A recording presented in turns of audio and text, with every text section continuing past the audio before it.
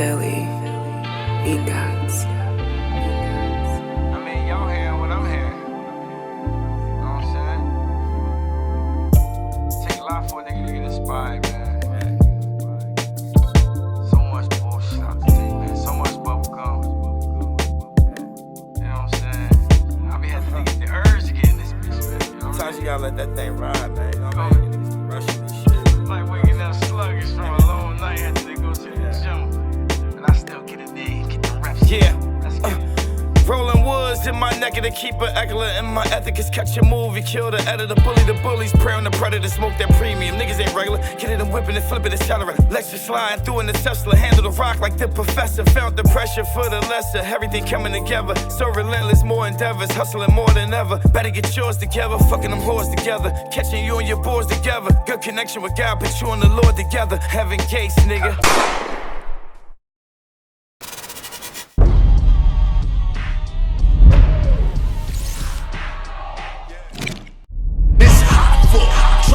Turn smack rapper.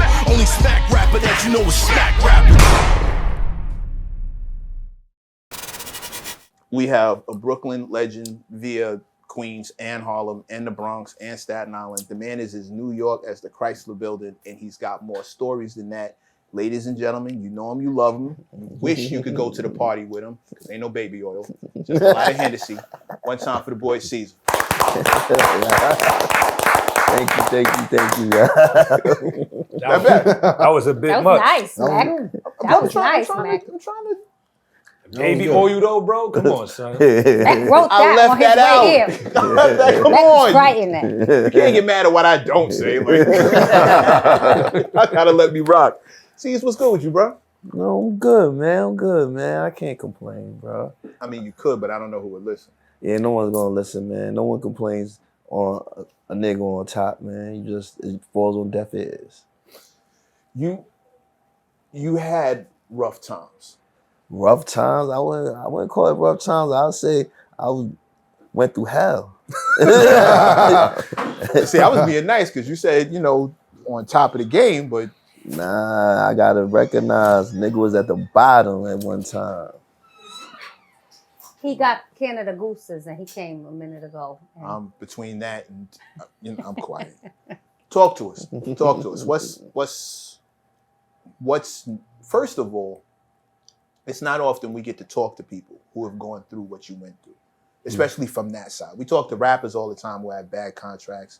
We talk to entertainers who end up fucked up in the game off the strength of this, that, and the third. But it's not all the time we run into somebody from the film world, television world, and we get to see it play out scene by scene. You dig what I mean? Like in real time, it's different when they come back around and tell you, my contract was this, that's why this happened, blah, blah, blah. Right. But for you, we damn near saw every step, and it was a downward step. What was that like living through it with everybody watching, everybody knowing your business? Bro, that shit was hell. Cause you gotta understand, yo, like the shit started off with with my daughter's situation, you feel me? And then it just never stopped. Everything just kept declining. And it was like, I believe at the time, it was just like on some shit. It was just bad luck. But when you sit back and you start thinking about the shit, when you out of the situation, I had the wrong people around me. You feel me? And it was like, I'm doing so much and I'm doing their job too. And there's not no excuse because you got to pay the cost to be the boss. But when you insulate yourself with the right team, shit like that don't happen. You feel me? And that's why I just feel like in this chapter of my life, that shit was supposed to happen like this. Some people they sit back and be like, damn, nigga went through hell, I'm gonna just give the fuck up. I'm not wired like that. I'm more like a nigga who's basically walked through hell and happy because my feet keeps working, bro. Because I know I'm gonna get through it. I just gotta learn this lesson. And every loss is a lesson. I always tell people that shit. I could have sat back and been like, man, fuck that. I'm gonna go to Zeus. I'm gonna go to this. I'm gonna go to that. Nah, my nigga, I'm not being a puppet no more. I called myself a boss and then I turned around and got fired. How the fuck am I a boss? So I had to really sit back and really calculate my life. That's why People ain't see me outside like that. People ain't see me parties. Because at the end of the day, when you starting to grow, you gotta step back from everything and clear your mind. Because at the end of the day, there's no backup plan for niggas like us. You feel me? You're the backup. You feel me? So at the end of the day, I had to sit back and like, nah, I can't do this, yo. And I just changed a lot of things in my life. Like as you see, I started bodybuilding. Like who the fuck would think Ceasar be bodybuilding, yo? I had to take that almost as my therapy to not crash out. Because I had things to crash out about, but then it's like, no one hears you when you sitting there basically crying, bro. You sitting crying out for help, but no one's gonna hear you because you helped everybody else. You can help yourself. And that's the point, you know what I mean? I see it right now with certain situations, big name people, you know what I mean? People don't want to say it, even with Diddy. He helped wild fucking people, even though, you know what I mean, he's going to do it. No one says nothing about him. Yo, Diddy, hold your head. Nigga rapping crack jokes, and then it's like, damn, man. Niggas really have families on that other shit. You know what I mean? At least niggas can sit and say, yo, hold your head. I remember when I was going through this whole shit, bro. I ain't heard nothing from nobody, bro. And I remember how many people I really put on. Niggas ain't have no real talents, no nothing. And I sat there and made sure niggas were making 6 figures a year and better. So it was like, where was the remorse for me? But then I had to step out of that shit because a lot of people want to fucking play victim. I'm not a victim, bro. I just went through some situation and I had to get myself the hell out of it. Well, first of all,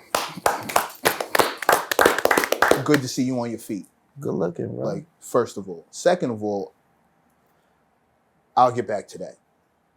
When the first domino fell, right, and you're thinking to yourself, it's not that bad. You're trying to, you know, this will blow over, this will go away. right. But then the next thing happens, and what was the point when you realized it wasn't going to stop, and this downward slide was going to continue? Honestly, it didn't stop till I hit the bottom. It didn't, because it wasn't nothing. It was like the train was moving and I couldn't get in front of it. Like regularly, I'm good in getting in front of some problems, you feel me?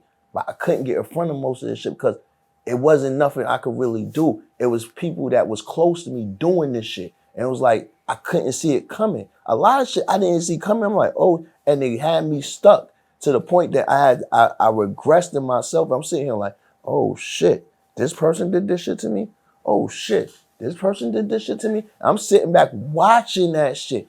And it was like, that shit had me almost dumbfounded to the point that I couldn't react. And I'm quick to react and get shit solved. I couldn't solve that shit. Which one hit the hardest? Not gonna say your daughter because that's family. Everybody can understand that. But like, which situation really? Wow, you? I'm not gonna lie. There's a lot of people that was like, wow, you. But at the end of the day, it was always my daughter. That shit still affects me now to this day. Even in our relationship, it's like, yo, you could have cleared this shit up, and no, you didn't, bro. And it's like, I can't say I have any discrepancies towards it now that, you know what I mean, we're trying to get through it. But it's like, damn, bro, like you really did that to me, your father. And it was like, ever since then, I had this wall up against me. Like, you know me and shit like that. Like, I'm always happy-go-lucky and shit like that. Like, fuck it, we living life, we making money. It is what it is. But it's like, that shit started to make me, I wouldn't say depressed, but I just started feeling like I didn't want to be around people. Well, you don't know who you can trust. Exactly. You know what I mean? It's like, when I always heard when old school, you grow up around your peoples, your niggas, and you hold them down. When I found out my niggas ain't my niggas, it's like, oh shit, what the fuck? Oh, I'm by myself in this world. Because I always sat there and thought, like, if you take your peoples with you, you always gonna be with your people. Y'all gonna grow old together, sit back in rocking chairs, laughing about the old days. But it ain't like that, yo. That shit's a fairy tale. And that bubble had to get popped. I thought, like, I brought niggas with me, you know what I mean? We on TV, we getting money, and it's like, damn, niggas just left me for dead. I had to take that. And I'm still sitting there like, I'm not making myself a victim because I never want to be that. It was just that I was expressing what was going through my head. It was like, fuck, I gotta get through this now. So how's your relationship with them now? You ever been to my Instagram? Nah, I haven't. All right, if you ever see my Instagram, you don't see no pictures of them. There's nothing like that no more. You feel me? Right. Like the closest person to me was Ted. I ain't talked to him in like 2 years. Damn. And this was all based off of what happened with the show and that Yeah, situation. with almost everything, with all the situation, you feel me? Because if we call ourselves family, we supposed to stick together through thick and thin. And I don't sit here and put anybody's business out, but I've been there for people thick and thin, not giving a fuck and shit. Like putting my own job and my own career on the line to make sure shit don't happen how it's supposed to happen. When motherfuckers trying to get niggas off the screen and fire them, nah, it ain't happening. We all grew up together. We all eat together. That was what my mind frame was. So when I seen certain shit, it was like, damn, I made sure you was good for the last 10 years. And you couldn't just sit there and hold me down or at least say something in a situation like, yo, this nigga ain't that bad, bro. He went through something. You know what I mean? Everybody go through something. Niggas ain't even comment on me. And I like I said, I had to sit there and eat that because everybody be sitting there and pointing, man, fuck that, yo. He should have did this for me. Nah, I'm just saying the obvious. I'd have done that, but everybody ain't true. You think that any one of them really wanted your spot? And like kind of like wanted to see you fall so they can rise up? If you watch everything, you watch what was going on after I left.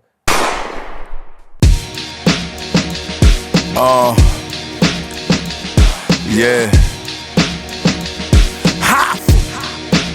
Yeah, I'm so special, I'm so special, I'm so special, so special, so special.